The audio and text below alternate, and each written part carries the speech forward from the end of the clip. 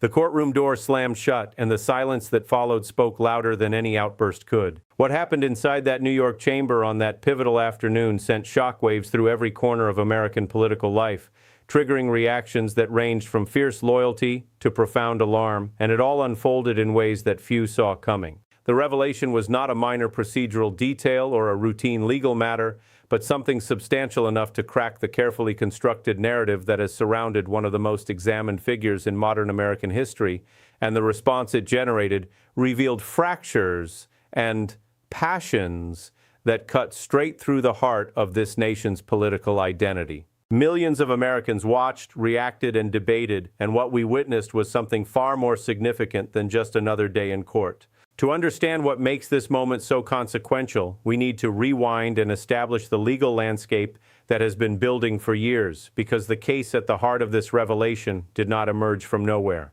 Former President Donald Trump has faced multiple legal challenges since leaving office, ranging from the classified documents case in Florida to the civil fraud judgment in New York, from the hush money criminal trial to various investigations into his business practices and political activities.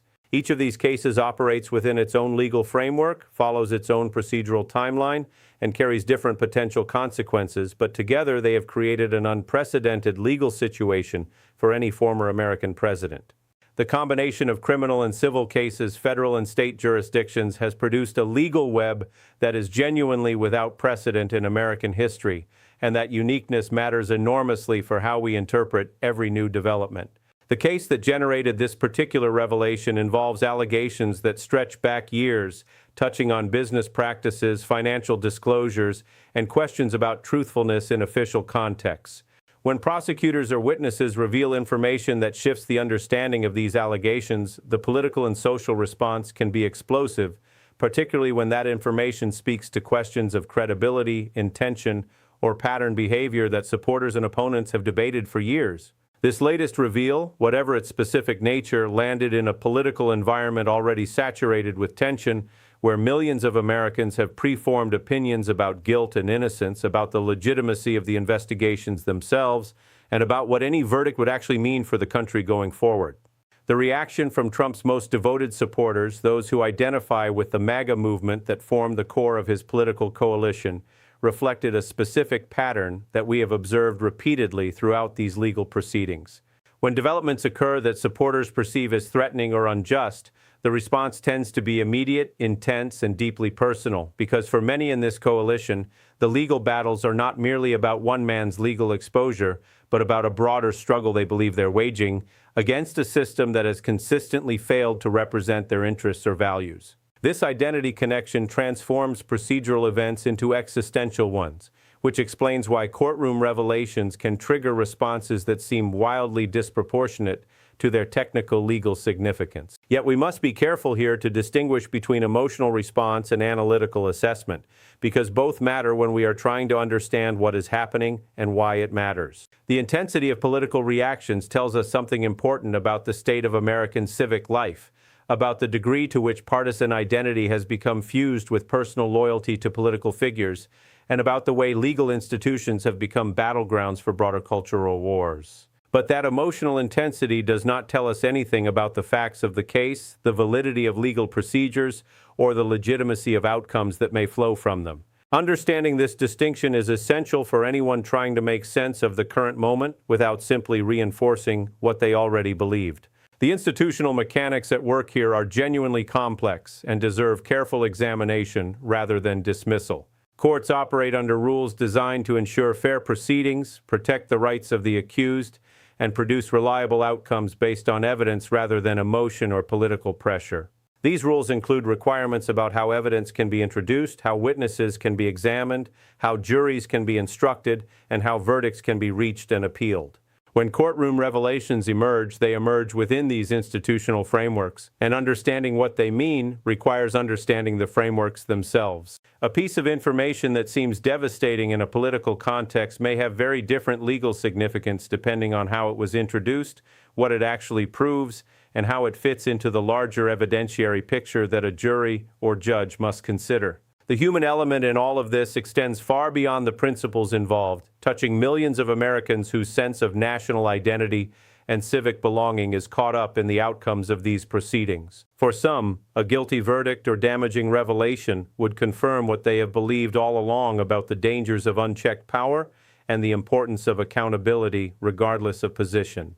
For others, the same outcome would represent precisely the kind of persecution by political elites that they have always feared and resisted, confirming suspicions that the legal system has been weaponized against them personally and as a group. These two interpretations are not merely different political preferences, but reflect fundamentally different understandings of how American institutions actually function and whom they serve. I want to pause here and ask you to think about your own position in all of this, not to change it, but to examine it with fresh eyes. Where do your information sources about these proceedings come from, and how reliable have they proven to be in the past? What would change your mind about any aspect of what you currently believe? And are you genuinely open to that change, or are you just paying lip service to openness while remaining fixed in your positions? These are not comfortable questions, but they are essential ones if we want to understand what is happening rather than simply reinforcing our existing tribal narratives. The broader implications of courtroom revelations like this one extend into territory that goes far beyond the fate of any one individual or any specific set of charges. American democracy has always relied on norms as well as rules, on unwritten expectations about how power would be exercised and how opposition would be treated. When those norms erode or are deliberately violated, the damage extends to the entire system rather than just to the immediate targets of any particular action. The way legal proceedings unfold, the way their outcomes are accepted or rejected, the way loyalty and opposition respond to verdicts, all of these things send signals about what the country is becoming and what kind of political future lies ahead. Historical parallels offer some guidance here, though no comparison is perfect. Previous periods of American political life have featured intense legal battles over the behavior of powerful figures, from Teapot Dome to Watergate, from the impeachment debates of the 1990s to more recent controversies. Each of these moments revealed something about the capacity of American institutions to handle threats to their own integrity, and each produced outcomes that shaped subsequent political development. What is different now is the degree to which partisan identity has become so dominant that outcomes which would once have been accepted as legitimate are now immediately rejected by large portions of the population, regardless of evidence or procedure. The question of what comes next is genuinely uncertain, and we should resist the temptation to pretend otherwise or to dismiss uncertainty as weakness. Multiple legal proceedings are ongoing, each with its own timeline, its own evidentiary questions, its own potential outcomes. Appeals may take years to resolve. Sentencing could come at any time. New revelations could emerge. Political developments could intervene in ways that reshape the entire landscape. Anyone claiming certainty about how this all ends is either fooling themselves or trying to fool you. What we can say with confidence is that the process will continue, that it will produce outcomes that will be contested, and that the response to those outcomes will reveal something crucial about the state of American civic life. The political economy of attention here deserves its own examination, because the way this story has been covered and consumed tells us something important about how information moves through contemporary American society. Outrage generates clicks, and clicks generate revenue, and that economic incentive shapes what gets covered, how it gets covered, and when coverage peaks and fades. A revelation that might have been reported as one development among many in a less monetized media environment instead becomes the subject of breathless coverage, carefully calibrated to maximize emotional response and viewer engagement. This is not a conspiracy, but rather an emergent property of systems designed to capture and hold attention in an environment of overwhelming content competition. For those who want to understand rather than simply react, the challenge is to find information sources that can provide accurate reporting without political agenda, analytical frameworks that can accommodate complexity without becoming inaccessible, and community discussions that can engage disagreement without devolving into hostility. This is genuinely difficult in the current environment, where partisan media provides most people with their primary information and where social platforms amplify conflict more readily than consensus. But the difficulty of finding better information does not make the search any less important. Share this analysis with someone who is tired of watching political discourse descend into tribal warfare and who wants to understand what is actually happening beneath the surface of the daily headlines. The international dimensions of this situation also merit attention because American legal battles do not occur in a vacuum isolated from global consequences. Foreign governments, international institutions, and observers around the world are watching these proceedings with a combination of fascination and concern, because what happens in American courts reverberates through international systems in ways that are often invisible to domestic audiences. Allies who have relied on American stability are reassessing their assumptions. Adversaries who have sought to exploit American divisions are adjusting their strategies. The rule of law in the world's largest economy is not merely a domestic concern but a global one, and the outcomes of these proceedings will shape international relationships for years to come. The constitutional framework that structures these proceedings is worth examining in some detail because understanding how the system is supposed to work helps us evaluate whether it is working correctly. The Constitution establishes specific procedures for criminal trials, for appeals, for the treatment of federal officials, and for the protection of individual rights against governmental overreach. These procedures were designed by people who had lived through tyranny and who wanted to prevent its recurrence, and they reflect hard-won wisdom about how to balance competing values like security and liberty, efficiency and fairness, majority rule, and minority protection. When we debate whether those procedures are being followed correctly, we are not just debating technicalities, but engaging with foundational questions about what kind of country America is and should be. The role of the jury in all of this deserves particular emphasis because ordinary citizens selected at random from the community bear enormous responsibility for determining facts and rendering verdicts in these proceedings.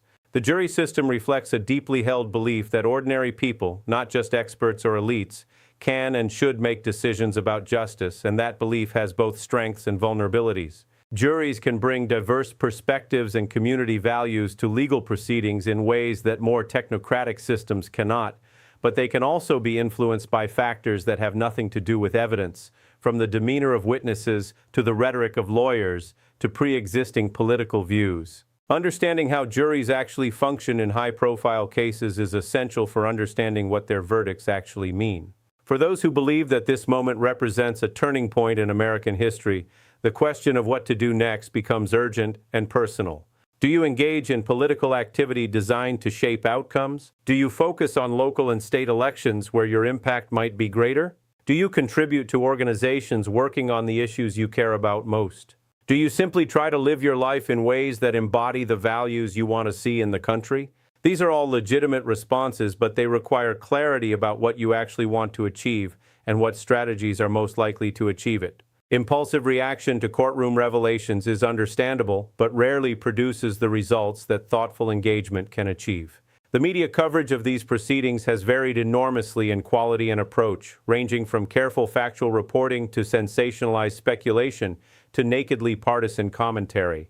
Distinguishing between these different approaches is a skill that requires practice and vigilance, but it is a skill that pays dividends not just in understanding legal proceedings, but in understanding any complex topic in an age of information abundance. The first question to ask about any coverage is not what it says, but who is saying it and why, what interests they might have in presenting a particular version of events, and what constraints might limit their ability to report accurately. If this analysis is helping you understand something that felt confusing before, make sure you subscribe so we can continue working through these complex topics together. The psychological dimensions of this entire situation deserve acknowledgement because legal proceedings involving figures that people feel intensely about can trigger responses that go far beyond normal information processing. Confirmation bias, where we tend to accept information that supports existing beliefs and reject information that contradicts them, operates powerfully in contexts like this. Tribal identity, where our sense of who we are is tied to our group memberships, shapes how we interpret events even when we think we are being purely rational. These are not failures of character but features of human cognition that we all share, and recognizing them in ourselves is the first step toward thinking more clearly about what we are seeing. The question of what accountability actually means in a political context is one that philosophers and political theorists have debated for centuries, and the current moment brings that debate into sharp relief. Accountability can mean many different things: legal prosecution, electoral rejection, social disapproval, historical judgment. Each form of accountability operates through different mechanisms, serves different purposes, and produces different outcomes. The question of which forms of accountability are appropriate in any given situation and how they should be balanced against competing values like mercy, stability, and reconciliation is not one that has a simple or obvious answer. Looking at the broader trajectory of American political development, we can see patterns that both comfort and alarm. American democracy has survived crises before, from the Civil War to the Great Depression to Watergate, and each time the resilience of institutions was tested and ultimately vindicated. But we have also seen those institutions bent and damaged by crises, sometimes in ways that only became apparent decades later. Whether the current moment represents a stress test that the system will pass or a transformation that is changing the system in fundamental ways is a question that only time can answer, and time requires patience that is difficult to maintain when stakes feel so high. The role of lawyers, judges, and legal professionals in all of this is sometimes overlooked in the political noise that surrounds these proceedings. These are people who have dedicated their careers to understanding legal systems and who take their professional responsibilities seriously, even when the political pressures around them are enormous. The decisions they make about evidence, procedure, and interpretation shape outcomes in ways that are not always visible, but are always consequential. Understanding their perspective, even when we disagree with their conclusions, helps us understand the legal process more accurately than viewing it purely through political lens. Community dialogue about these issues matters more than ever in an environment where such dialogue has become increasingly difficult. Talking with people who hold different views, listening genuinely to their perspectives, and engaging with disagreement as an opportunity for learning rather than a threat to be suppressed, all of these practices are essential for a healthy democracy. They are also practices that require effort and vulnerability that many people find uncomfortable, which explains why so few engage in them despite widespread acknowledgement of their importance. For those who have felt overwhelmed by the pace and intensity of political developments, remember that sustainable engagement matters more than dramatic gestures. The legal process moves slowly by design, and that slowness creates space for reflection and analysis that fast-moving political drama does not. Using that space, even when it feels like the world is moving faster than you can process, is essential for maintaining the capacity to engage effectively over the long term rather than burning out in a sprint. If you're finding value in taking time to understand rather than just react, let me know in the comments below. The future is genuinely uncertain, and that uncertainty should generate humility rather than either despair or overconfidence. We do not know how these proceedings will end, how the country will respond to their outcomes, or what longer-term consequences will emerge from current developments. What we can do is work to understand what is happening as clearly as possible, engage with it as thoughtfully as we can manage, and maintain connection with fellow citizens, even when we disagree about fundamental questions. This has always been the challenge of democratic citizenship, and it is our challenge now.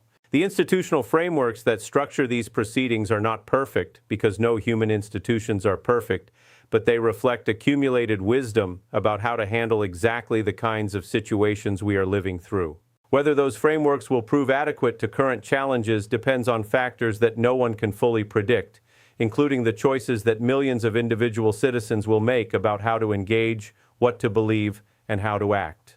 The importance of those choices should not be underestimated, because even in an age of massive systems and powerful institutions, individual choices still matter, and sometimes matter more than anything else. As we move forward from this particular revelation to whatever comes next, the most important thing we can do is maintain focus on what actually matters, which is not the political drama, but the underlying questions about justice, democracy, and national identity that the drama reveals. Those questions will not be resolved by any single verdict or revelation, but they will be shaped by how we as a society engage with them, by whether we approach them with openness or closed-mindedness, by whether we seek understanding or simply confirmation.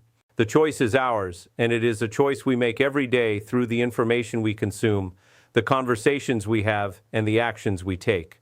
Thank you for engaging with this analysis, for taking time to understand rather than simply react, and for the commitment to civic engagement that your viewership represents. The challenges we face as a democracy are real, but so is the capacity of ordinary citizens to meet them with intelligence, courage, and persistence.